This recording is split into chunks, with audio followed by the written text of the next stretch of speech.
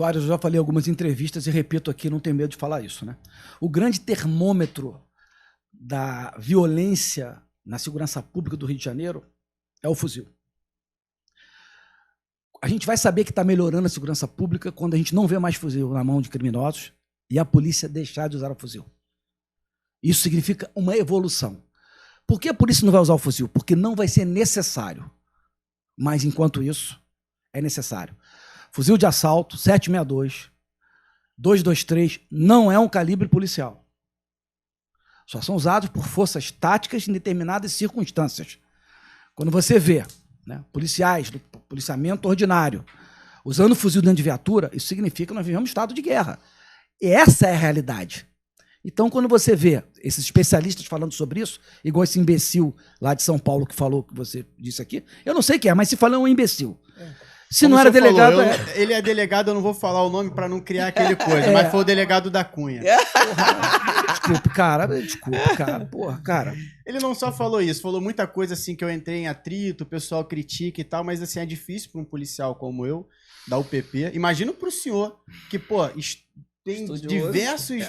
Assim, pra mim, um cabo da polícia, na época eu era soldado, só ali da vivência da comunidade. Eu já fiquei puto, imagina o senhor ouvir um cara desse falando isso e falando outras coisas, porque a pergunta, ele é delegado em São Paulo, ele tinha um canal no YouTube e fazia algumas filmagens de algumas operações que eles faziam. Sem disparo, batia na porta do cara, sai com a mão pro alto, e o cara saía, tá preso, aquelas coisas todas. E surgiu num podcast muito famoso, que é o Podpah, uma pergunta, entra naquilo que o senhor falou. A questão é o seguinte, o podcast, aquele podcast, ele tem um tom mais para a esquerda, tanto que algumas pessoas vão lá e falam que usam droga, fumam maconha e tudo mais. Financiam a violência, né? Financiam a violência. Olha, eu fumo maconha e financio a violência. É isso que o cara tem que dizer. Tem que ter honestidade para isso. Eu quero que se dane se tem gente matando por causa disso. Mas eu quero usar o meu prazer, então seja digno, né?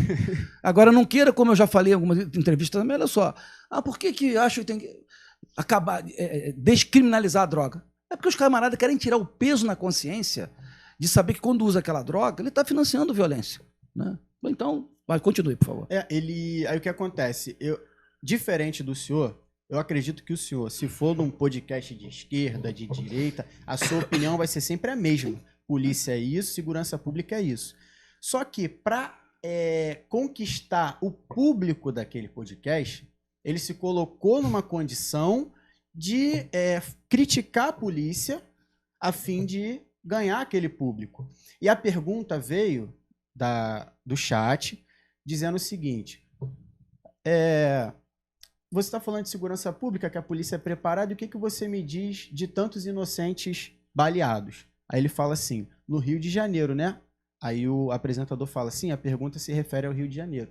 Aí ele fala assim, eu teria que morrer e nascer de novo para saber para onde os policiais de lá apontam o fuzil. É exatamente isso que ele falou. E assim, para mim, que tô ali, que tava na época, né? Ali na unidade, vendo o colega sendo baleado, trocando tiro, passando estresse, chegando em casa puto, discutindo com a mulher, aquela coisa toda. Ver o cara falando uma parada dessa, um cara que nunca botou o pé aqui, né? Nunca viu como é a nossa realidade. Tipo assim, aquilo ali mexeu pra caraca comigo. Hoje em dia eu cago. Mas naquela época mexeu muito comigo. Eu comecei a uma perseguição ali, né? Ficar criticando ele de tudo que ele fazia e tudo mais. Mas foi muito por conta de criticar o nosso serviço aqui, sem nunca ter colocado o pé aqui, nunca ter visto como é o nosso trabalho. E isso acontece com muitos especialistas de segurança pública que a gente vê por aí, inclusive dessas emissoras, que não conhecem absolutamente nada do trabalho de polícia e o tempo todo criticam. E a gente vê que algumas críticas não tem pé nem cabeça, que a pessoa mostra que não tem conhecimento nenhum. Então, assim, por que essas emissoras não buscam profissionais qualificados como o senhor e outros que a gente conhece para fazer esse tipo de comentário? Já é uma coisa maldosa. Realmente eles querem aquele comentário ali. O senhor não acha isso? Bom, primeiro eu queria fazer uma correção, porque o cara parece que não é um imbecil, ele é leviano. Então, se ele está falando com um público, se a opinião dele está se adequando a um público, né, que ele quer atrair e quer ter ali como seguidores, enfim, ele é um irresponsável, né? Um imbecil é um cara que desconhece. Então, eu não sei se ele é um imbecil porque desconhece, Pode ser parte. Mas pior é o Eu leviano. acho que é aquele que quer lacrar. Exatamente. É o responsável. É um inconsequente, né? Eu não sei quem é, não sei da história desse senhor. Eu também quero que se foda também, pô. Que se dane essa porra. Eu tenho o direito dele de falar, porque hoje qualquer imbecil fala, né? Eu também tenho meu direito de falar, não me acho imbecil, mas ele pode achar que eu sou. Então foda-se ele também. Mas vamos lá.